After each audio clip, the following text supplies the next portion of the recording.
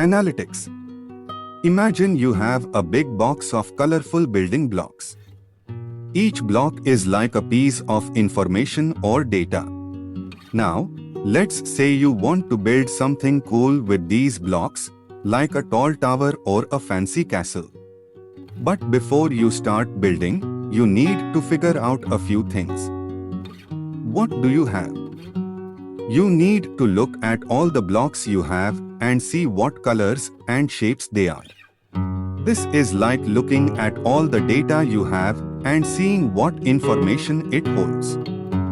How did it get that way? Sometimes you want to know why the blocks are the way they are. Maybe some are red because they were painted that way, or some are square because they were cut from a bigger block. This is like figuring out the reasons behind the data. What can you make with it? Once you understand your blocks, you can start building. Maybe you can make a tall tower if you have lots of long blocks, or a big castle if you have different shapes and sizes. This is like using the data to make predictions or find patterns.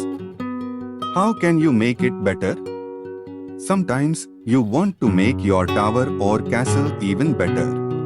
You might want to add more blocks in certain places or change the colors to make it prettier.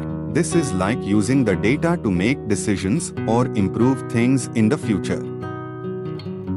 So, analytics is like playing with your building blocks to understand them better and build something awesome with them.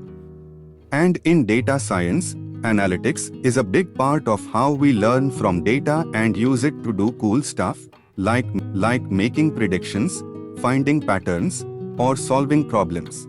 If you like our videos, do leave a comment, share, and subscribe to our channel. Let's learn together. Thank you.